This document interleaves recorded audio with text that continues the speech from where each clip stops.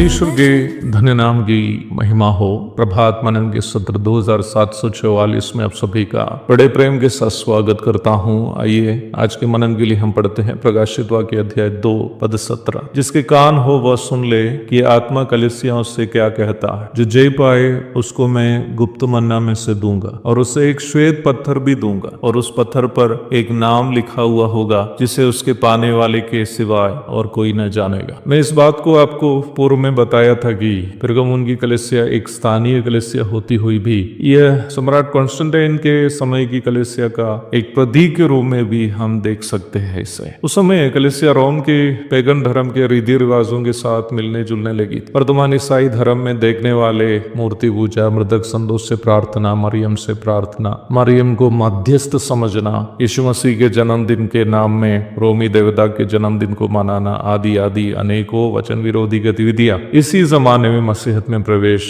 करना शुरू हो गए थे। इसलिए ही पेरगमुन की कलीसिया को द पोल्यूटेड चर्च अथवा प्रदूषित कलीसिया कहते हैं। कलीसिया इस प्रकार आत्मिक सच्चाइयों से दूर हो जाने का मुख्य कारण वहां सिखाई गई झूठी शिक्षा थी। कहने का तात्पर्य है कि अनैतिक जीवन और झूठी शिक्षा दोनों एक सिक्के के दो पहलू के समान है, एक दूसरे का समर्थन करता है। हम जिस सिद्धांत को मानते हैं उसी सिद्धांत पर आधारित जीवन हम बिताते हैं। वर्तमान मसीहत को भी इसी परिप्रेक्ष्य पर हम तोल सकते हैं। यदि हम वचन के सही उपदेश को मानते हैं तो हमारे जीवन भी सही होंगे। यदि उपदेश हमारा गलत हो जाए तो हमारे जीवन भी उसके अनुसार गलत हो जा सकता है। प्रारंभ में पढ़ी गई पद में दिया गया प्रभु का प्रस्ताव को हमें इसी परिप्रेक्ष्य में समझना है। जय पाने वालों को प्रभु की ओर से देने जाने वाले कुछ पुरस्कारों के बारे में प्रभु का ही बयान को हम यहाँ देखते हैं। कौन है वो जो जय पाते हैं? वही जो वचन का सही उपदेश को थामे हुए संसार के पापों से अपने आप को सुरक्षित रखते हैं। ऐसे विश्वासियों को गुप्त मन्ना, श्वेत पत्थर तथा उस पर आलेखित नाम से नवाजा जाएगा। ये तीनों स्वर्गीय पुरस्कार होने के कारण उसके बारे में अनुमान लगाने के अलावा हमारे पास दूसरा कोई विकल्प वर्तमान में नहीं है। उसका सही अर्थ हम तभी समझ पाएंगे जब हम प्रभु के पास पहुंच जाएंगे। फिर भी वचन से हम कुछ अनुमान तो जरूर लगा सकते हैं। मन्ना विशेष स्वर्गीय भोजन था जिसे परमेश्वर ने इस्राएलियों को जब वे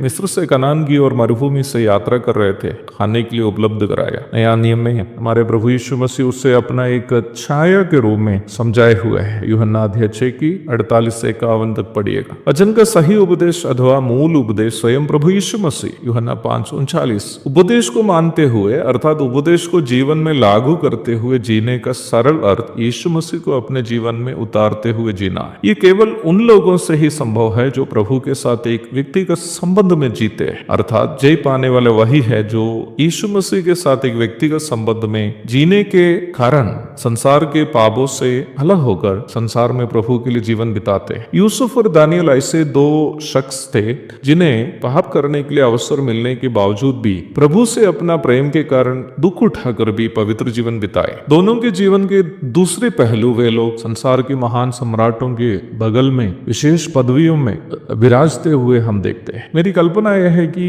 उन महारथियों के समान जो संत लोग प्रभु से अपना गहरा प्रेम के कारण पाप से अलग होकर संसार में पवित्र जीवन बिताए, वे अनंतकालीन स्वर्गीय जीवन में प्रभु की उपस्थिति में विशेष पदवियों में विराजेंगे। मिस्र का राजा यूसुफ को सापनत पनेह और दानियल को बाबिलोन का राजा बेलतशस्सर के नए नाम देकर उन्हें आदर की। उत्पत्ति 41 की 45 और दानियल 1 की 7। सापनत पनेह नाम का अर्थ रहस्यों को जानने वाला मनुष्य, बेलतशस्सर नाम का अर्थ बेल इसकी रक्षा करे। शब्दों का सीधा अर्थ से बढ़कर ये दोनों जो राजाओं ने यूसुफ और दानियल को दिए नाम, ये उन राजाओं से यूसुफ और दानियल की करीबी संबंध को सूचित करते हैं। वैसे ही अनेकों करोड़ों संत प्रभु के पास उस अनंतकालीन जीवन में प्रवेश करते हैं। उसमें से गिने चुने लोगों को यदि प्रभु विशेष नाम श्वेत पत्रों में लिखकर उन्हें आदर करेंगे, निश्चित ही ये संसार में उन संतों के द्वारा प्रभु से दिखाए है कि ये अपनापन का प्रतिफल होगा। पौराणिक समय में ओलंपिक्स में जीतने वालों को राजा के हाथ से विशेष पदवियां देते समय उनका नाम संगमरमर के पत्थरों पर लिखकर उन्हें दिए जाते थे। वो विशेष पदवियों को उन्हें देने का एक संकेत भी था। मुझे ये पता नहीं है कि वह किस प्रकार की पदवी देकर प्रभु अपने प्रिय लोगों को आदर करेंगे, लेकिन एक बात निश्चित है कि वो विशेष स्वर्गीय पदवियां होंगे जिसकी कल्पना हम संसार में रहकर कर नहीं पाएंगे। मुझे सुनने वाले प्रिय भाई बहनों, क्या आप नहीं चाहते हैं कि प्रभु से इन विशेष पुरस्कारों को पाए? यदि आपका जवाब हाँ है तो वचन की सही शिक्षा के अनुसार प्रभु को प्रसन्न करने वाला एक जीवन बिताने की कोशिश करें। आप भी अवश्य होंगे उन महान संतों की श्रेणी में जो प्रभु से विशेष प्रतिफल पाते हैं। एक और शुभ दिन की धन्य कामनाओं के साथ आज का मनन में यह समाप्त करता। प्रभु आप सबको आशीष दे।